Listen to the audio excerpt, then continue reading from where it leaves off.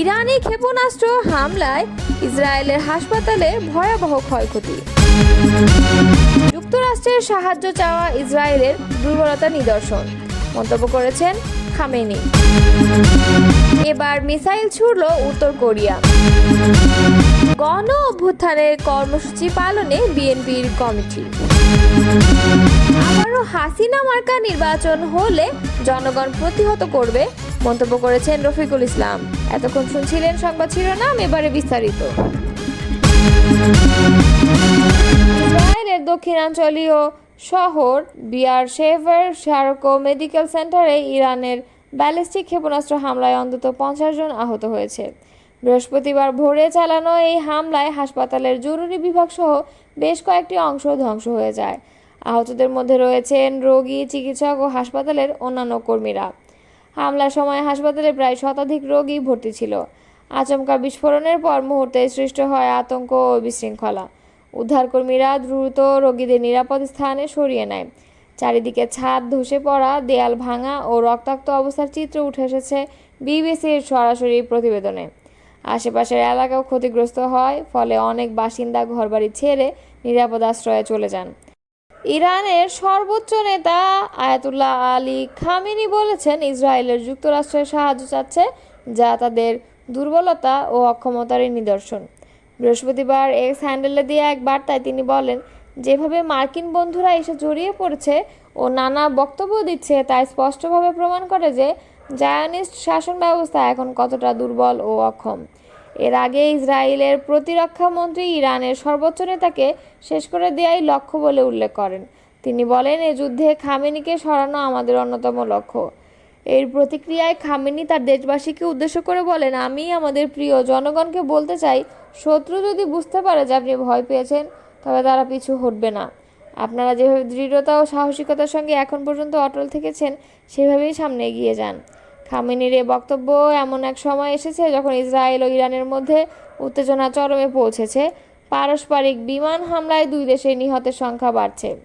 Tehran ও অন্যান্য শহরে Israeli হামলা এবং ইরানের পাল্টা ক্ষেপণাস্ত্র হামলা মধ্যপ্রাচ্যের পরিস্থিতিকে আরও অস্থিতিশীল করে তুলেছে। এদিকে দেশটির প্রেসিডেন্ট মাসুদ পেজেশকিয়ান সরকার ও প্রশাসনের সব বিভাগকে ইরানের জনগণের পাশে থাকতে বলেছেন। সামাজিক মাধ্যমে দেওয়া এক পোস্টে তিনি এই আহ্বান জানান।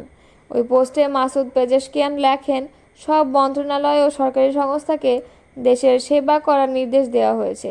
তাদের ধৈর্যের সঙ্গে জনগণকে সেবা দিয়ে যেতে হবে।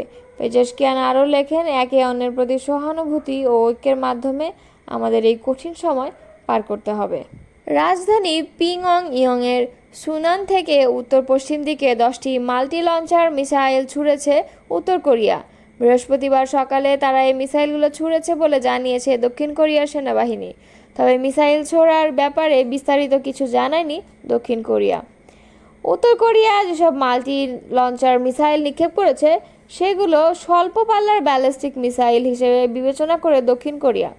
জাতিসংঘের নিরাপত্তা কাউন্সিলের রেজুলেশন অনুযায়ী উত্তর কোরিয়া ব্যালিস্টিক মিসাইল ব্যবহার করতে পারবে না, তবে দেশটির এসব নিষেধাজ্ঞা তোয়াক্কা করে না। ইরানের উপর ইসরায়েলের সাম্প্রতিক হামলাকে মানবতার বিরুদ্ধে অপরাধ হিসেবে আখ্যায়িত করেছে উত্তর কোরিয়া। দেশটির সরকারি বার্তা সংস্থা KCCNকে এক প্রতিবেদনে জানিয়েছে যে এই হামলা মধ্যপ্রাচ্যে নতুন করে সর্বাত্মক যুদ্ধের আশঙ্কা তৈরি করছে।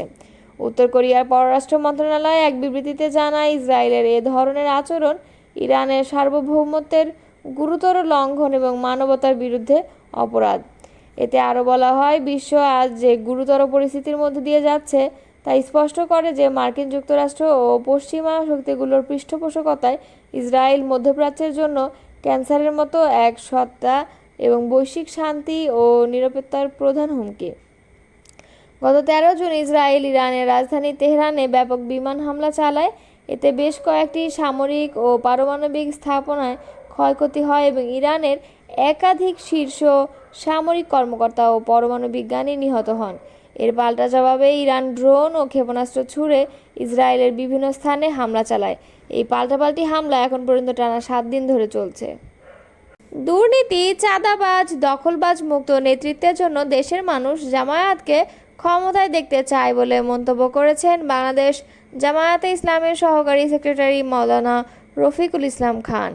তিনি বলেছেন, মানুষ এখন সৎ, যোগ্য, দুর্নীতিমুক্ত, চাঁদাবাজ মুক্ত নেতৃত্ব চায়। বাংলাদেশে আবারও হাসিনা মার্কা কোনো নির্বাচনে হলে জনগণ সেটি প্রতিহত করবে। বৃহস্পতিবার ঢাকা ৮ আসনে কেন্দ্রভিত্তিক জামায়াত ইসলামের নির্বাচন পরিচালনা কমিটির সদস্য সমাবেশে প্রধান অতিথির বক্তব্যে তিনি এসব কথা বলেন। মাওলানা রফিকুল ইসলাম খান বলেন, জামায়াত ইসলামের সেই সৎ, যোগ্য, দক্ষ, দুর্নীতিমুক্ত, চাঁদাবাজমুক্ত, সন্ত্রাসমুক্ত নেতৃত্ব জাতিকে উপহার দিতে প্রস্তুত। জনগণ সুযোগ দিলে জামায়াত ইসলাম বাংলাদেশকে একটি সুখী, সমৃদ্ধ, কল্যাণ ও মানবিক রাষ্ট্র উপহার দিবে। এমন একটি রাষ্ট্র জাতিকে উপহার দেওয়া হবে যেখানে কোনো দুর্নীতি, সন্ত্রাস, চাঁদাবাজি, দখলবাজি থাকবে না, কোনো বৈষম্য থাকবে না, দল, মত, জাতিগোষ্ঠী, ধর্মবর্ণের কোনো বিভেদ থাকবে না, সংখ্যালঘু কিংবা সংখ্যাগুরুদের কোনো বৈষম্য থাকবে না। মানুষ হিসেবে সবাই দেশের সম্মানিত ও গর্বিত নাগরিক হবে। নতুন বাংলাদেশ গড়তে জামায়াত ইসলামের নেতৃত্বে বাংলাদেশের প্রতিটি মানুষ সমানভাবে অংশগ্রহণ করতে পারবে।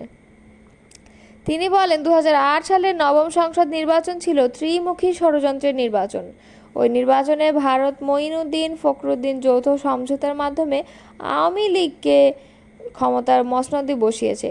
পরবর্তীতে সেই প্রতিদান হিসেবে আওয়ামী লীগ ভারতের সেবাদাস সরকারের ভূমিকা পালন করে। একই ধারাবাহিকতায় দশম, একাদশ ও দ্বাদশ সংসদ নির্বাচন করেছে আওয়ামী লীগ, কখনো বিনা প্রতিদ্বন্দ্বিতায়, কখনো দিনের ভোট রাতে, আবার কখনো ডামি নির্বাচন দিয়ে তারা সরকার গঠন করেছে। তিনি হুঁশিয়ারি দিয়ে বলেন, হাসিনা মার্কা কোনো নির্বাচন ও দেশে আবারও হলে জনগণ সেটি প্রতিহত করবে। ত্রয়োদশ সংসদ নির্বাচন কোনো সমঝোতার নির্বাচন হলে জনগণ সেটি মেনে নেবে না। ছাত্র জনতার রক্তে অর্জিত নতুন বাংলাদেশে আর কোনো নাটকীয় নির্বাচন হতে দেয়া যাবে না। জামায়াতে ইসলাম সহকারী সেক্রেটারি রফিকুল ইসলাম খান বলেন, ঘাপটি মেরে থাকা ফ্যাসিবাদের দোসররা চাচ্ছে যেন তেন একটি নির্বাচন দিয়ে তাদেরকে মদদ দেওয়া কোনো দলকে ক্ষমতায় বসিয়ে আবারও ফ্যাসিবাদ কায়েম করতে। সেজন্য দেশবাসীকে সতর্ক থাকতে হবে, যে কোনো ধরনের অপশক্তি বা ষড়যন্ত্র প্রতিহত করতে হবে। অনুষ্ঠান বিশেষ অতিথির বক্তব্যে দলটির কেন্দ্রীয় নির্বাহী পরিষদ সদস্য ও ঢাকা মহানগর দক্ষিণের আমির নুরুল ইসলাম বুলবুল বলেন, জামায়াতে ইসলামের প্রতি মানুষের আস্থা ও বিশ্বাস ক্রমান্বয়ে বৃদ্ধি পাচ্ছে। জামায়াতে ইসলাম শত প্রতিকূলতার মাঝেও জনগণের অধিকার প্রতিষ্ঠায় রাজপথে আন্দোলন চালিয়েছে। এক মুহূর্তের জন্য জামায়াতে ইসলাম রাজপথ থেকে সরে যায়নি। শুধু আন্দোলন সংগ্রামী নয়, জামায়াতে ইসলাম জনগণের যে কোনো প্রয়োজনে, দুর্যোগে দল, মত, ধর্ম, জাতি নির্বিশেষে সব মানুষের পাশে ছিল, আছে এবং থাকবে।